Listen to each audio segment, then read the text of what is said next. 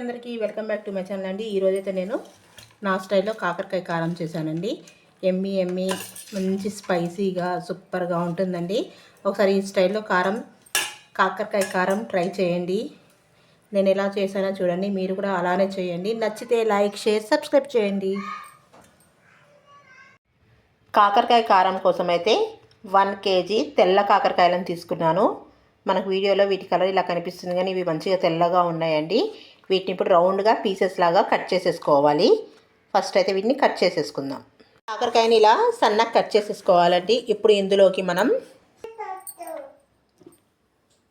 పసుపు, ఉప్పు వేసేసుకొని ఒకసారి మొత్తం కలిపేసుకొని ఒక 1 అవర్ లేదా హాఫ్ అన్ అవర్ అయినా ఇలా ఉంచితే ఇందులో ఉన్న రసం అంతా, అంటే చేదుదనం మొత్తం పోతుందండి. ఇలా కలిపి ఉంచేసుకుందాం. మనం సాల్ట్ను అండ్ పసుపు వేసాం కదా, దీని నుంచి వాటర్ చూడండి ఎలా వచ్చేసిందో. ఇంత వాటర్ వచ్చాయండి ఇందులో నుంచి. అంటే ఇప్పుడు ఈ పీసెస్ మొత్తాన్ని మనం ఈ వాటర్ లేకుండా మొత్తం ఇలా ప్రెస్ చేసుకొని వాటర్ మొత్తం తీసేసి ఒక ప్లేట్లోకి వేసేసుకోవాలి. ఇలా మొత్తం తీసేసుకుందామండి. చూడండి ఎన్ని వాటర్ వచ్చాయో. 1 అవర్ ఇలా మనం పసుపు అండ్ ఉప్పు వేసి కాకరకాయలు నానబెట్టామనుకోండి, ఇందులో ఉన్న చేదు మొత్తం వెళ్తుందండి. ఇప్పుడు చేదు లేని కాకరకాయ రెడీ. ఇప్పుడు కాకరకాయలోని మనం చేదు మొత్తం తీసేసానండి. ఇప్పుడు ఆయిల్ వేసేసుకొని ప్యాన్ బాగా హీట్ అవ్వనివ్వాలి. ఇలా హీట్ అయిన ప్యాన్లోకి ఇప్పుడు ఈ కాకరకాయలను వేసుకొని మంచిగా గోల్డెన్ బ్రౌన్ కలర్ వచ్చే వరకు ఫ్రై చేసేసుకోవాలి. కొన్ని వేసేసుకొని ఫ్రై చేసేసుకున్నామండి. అప్పుడు ఎక్కువ ఆయిల్ పట్టదు, ఎక్కువ వేస్టేజ్ అవ్వదు ఆయిల్.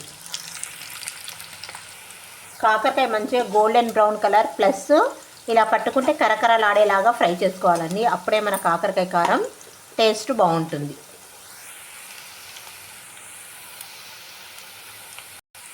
చూడండి ఇలా ఈ కలర్ వచ్చేసాక వీటిని ఒక సైడ్కి తీసేద్దాము. ఇలానే అన్నీ కూడా మనం ఫ్రై చేసేసుకోవాలి. చూడండి కాకరకాయలను ఫ్రై చేసుకున్నాక ఇప్పుడు ఇంకో బాణె పెట్టేసుకొని అందులోకి కొంచెం ఆయిల్, కొన్ని పల్లీలు వేసేసుకోవాలండి. చూడండి పల్లి కొంచెం వేగాక కొన్ని ధనియాలు, కొంచెం శనగపప్పు, మినప్పప్పు వేసేసి ఒకసారి మంచిగా గోల్డెన్ బ్రౌన్ కలర్ వచ్చే వరకు వీటిని ఫ్రై చేసుకుందాం.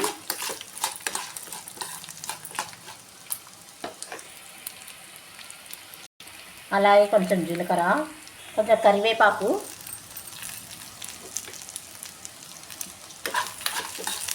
వేసేసుకొని మంచిగా గోల్డెన్ బ్రౌన్ కలర్ అయ్యే వరకు వీటన్నిటిని ఫ్రై చేసేసుకోవాలండి.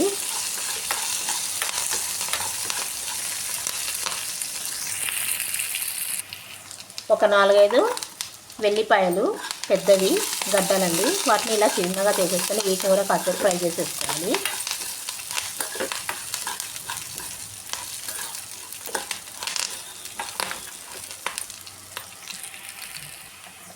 చూడండి ఇలా వేగాక వీటిని ఇప్పుడు చల్లారడానికి పెట్టేద్దామండి. చల్లారాక మిక్సీ పెట్టేద్దాం. చూడండి మనం ఫ్రై చేసుకున్న ఈ పప్పు దినుసులన్నీ కూడా జార్లోకి ట్రాన్స్ఫర్ చేసేసుకోవాలి. ఒకసారి వీటిని మెత్తగా గ్రైండ్ చేయాలి.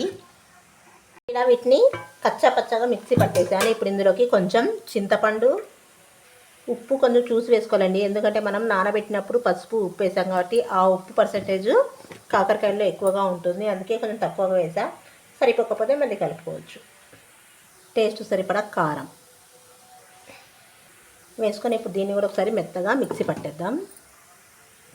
చూడండి ఇలా మిక్సీ పట్టాక ఇప్పుడు ఇందులోకి మనం ఏవైతే ఫ్రై చేసి పెట్టున్న కాకరకాయలు ఉన్నాయో అందులో హాఫ్ కంటే ఎక్కువ కూడా వేసేసి ఒకసారి పౌడర్ లాగా చేసేసుకోవాలి. చూడండి ఇప్పుడు ఇలా మిక్సీ పట్టేసానండి. ఇప్పుడు ఈ కారాన్ని మనం తీసేసి బౌల్లోకి వేసుకుందాం. చూడండి ఇలా కొన్ని కాకరకాయలు ఇలా మిగిలించుకున్నానండి. ఇందులోకి అయితే మనం ఏదైతే పౌడర్ చేసి పెట్టుకున్న కారం ఉందో ఆ కారం మొత్తం కూడా ఇందులోకి ట్రాన్స్ఫర్ చేసేసుకోవాలి. ఇలా మొత్తం ఇందులోకి ట్రాన్స్ఫర్ చేస్తున్నాను.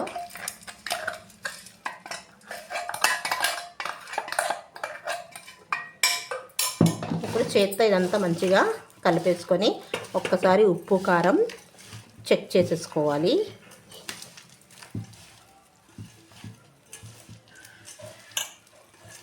ఇలా మంచిగా కలిపేసుకొని ఉప్పు కారం చెక్ చేసుకుందాం.